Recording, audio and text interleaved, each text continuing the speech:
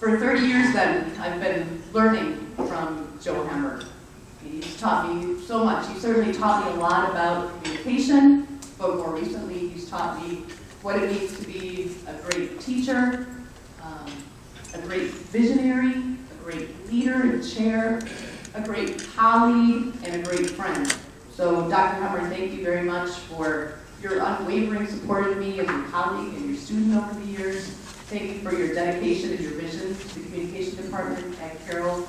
And we're going to miss you very much, but we certainly wish you the best in your retirement.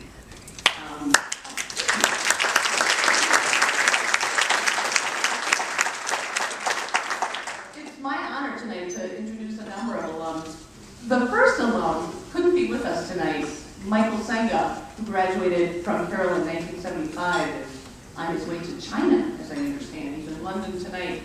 But he sent a very lengthy letter, which I had to edit.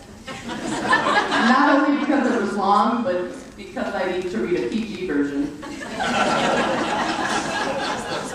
So, Joe, the original letter is in your memory book, and you'll get a kick out of it. But I'm going to read a short version. So this is from Mike. Mike writes, "If there ever was a career and a person I most definitely want to comment on, it is the life and times of Joseph Hemmer, the Carroll College years. Let me say at the outset that the opinions expressed herein do not represent the opinions of Carroll College or University, faculty, staff, or students, or any sane individual for that matter. These are my opinions and commentary alone, and I approve of this message." We, speaking of his classmates, we were part of Joe Hemmer, the Daly and Settles first classes. Not the first class. Those poor individuals are still in therapy, rehab, or recently released on parole. Mike writes, "Our class came to campus in September 1971, and those of us who survived left in May 1975. The dates are important, as a new generation of faculty who came of age during the heart of the 1960s descended upon the postage stamp campus in Waukesha. They would bring with them attitudes and beliefs shaped in the cauldron of America in the 1960s. Carroll would never be the same, and neither would we. My memories of Joe in those years are many and varied, and I believe the statute of limitations has run out on most of those activities. Joe quickly became my advisor, and I learned that the most philosophical discussions are best done over numerous beers, especially if someone else bought. And now it turns serious. There's a cliched bumper sticker that says, "If you can read this, thank the teacher." I had the reading stuff pretty much down by the time I got to Carroll, but Joe Hemmer, as a teacher, gave me possibly the greatest gift a person could receive, the ability to think critically. In today's environment, where parallel monologues now pass for discussion, critical thinking could be taken as ripping on anything and everything that you don't happen to agree with. Quite the opposite. Joe, through many hours, mostly over beer, taught me to analyze information, to separate the message from the messenger, and in that light, evaluate what was being said. It was ostensibly about political speech, but the larger message and intention were totally evident. The ability to think critically. For me, no greater gift was possible. In some way, every day, I say a silent thank you for that. That is the mark of a brilliant teacher. This, I suspect, is a bittersweet day for most of us. I'm happy for Joe and Joy, but sad for this institution. Carroll probably doesn't realize it, but an era passes at the end of this semester and next.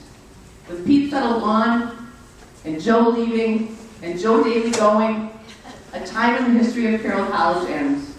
It likely will not be recognized much beyond the people in this room, but end it will, and recognize it we must.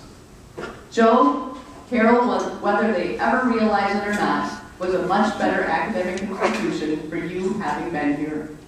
I am a much better person for having known you. My wife Carol and I wish you and Joy nothing but good health, happiness, and love in Chapter 3 of your well-lived life. Peace, brother. With love, Michael Senga. Learn more from the three professors sitting in front of us tonight at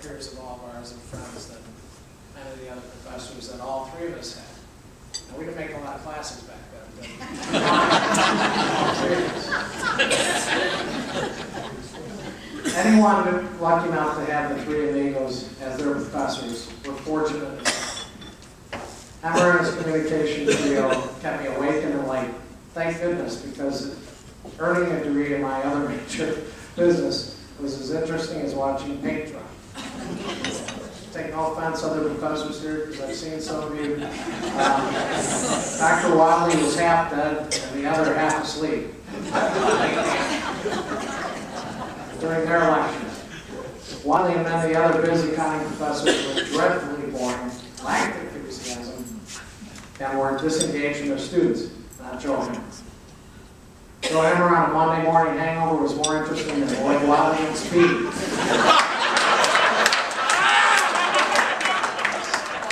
As it turned out, there were plenty of college girls who came in that were typically too many over the weekend. Speaking of hangovers, there were plenty of those in the late 70s with Emmer and his two sidekicks. Now, as a parent of a college freshman, I tell my daughter not to drink, to study, and I'll leave the rest alone.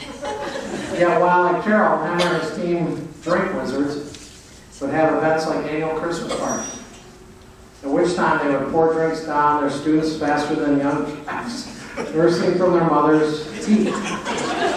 Indeed, Emmer assembled a team that had a unique ability to bond their students and have a lot of fun. I'll skip the rest. And I'll have to make sure Dr. John gets this to your memory book, because I can't read it. In closing, I must say that Joe was a great positive influence in my life. I'll second that for John.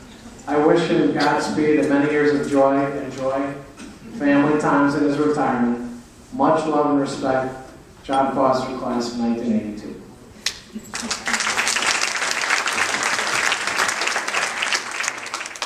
Now this is definitely PG. I write this on behalf of many people. My good friend Dale Hackler, myself. My wife said he was a grad from Carroll, 84.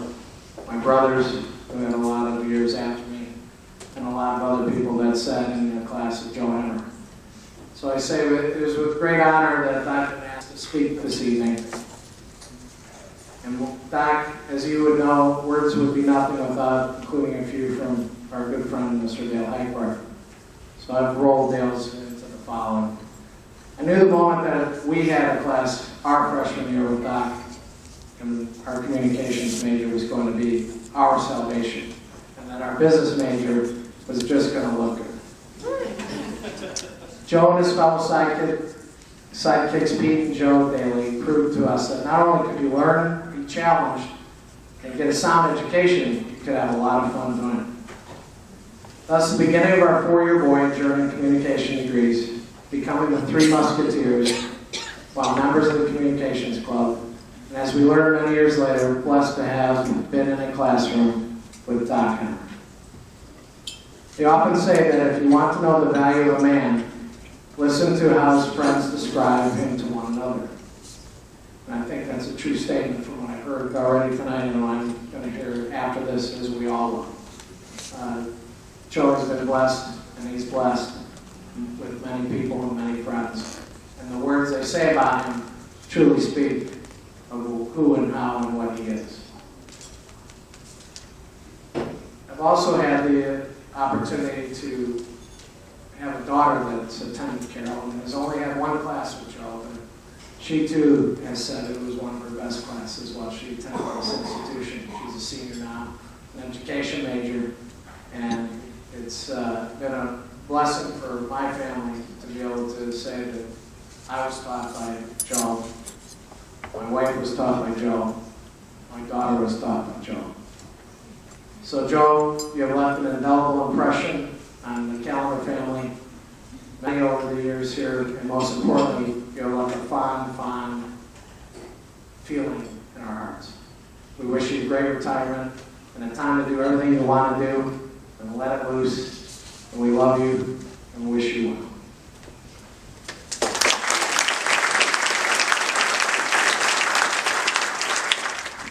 Good evening.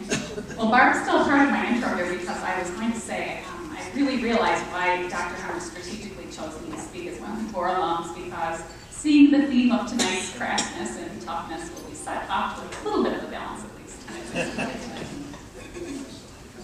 About a month ago, Doc Hemmer called me one evening and asked if I would be attending his retirement party event. And when I replied, of course I am, he asked me if I'd do him a favor. He asked if I would be one of the podium speakers. Well, at first I was flattered and honored, and of course I jumped to say yes to his request. However, when he went on to explain that the evening's theme was roasting Dr. Hemmer and insisted that I give him a few good jabs, I had to confess that he was making the job a lot harder. Doc Hemmer's 8 a.m. Communication 101 course was the very first class that I stepped foot into as a Carroll student, and Dr. Hemmer continued to be my professor for at least one course during each of my remaining semesters at Carroll. I served as his departmental secretary for 2 years. I worked alongside him as the editor of the communique, and I reported to him regularly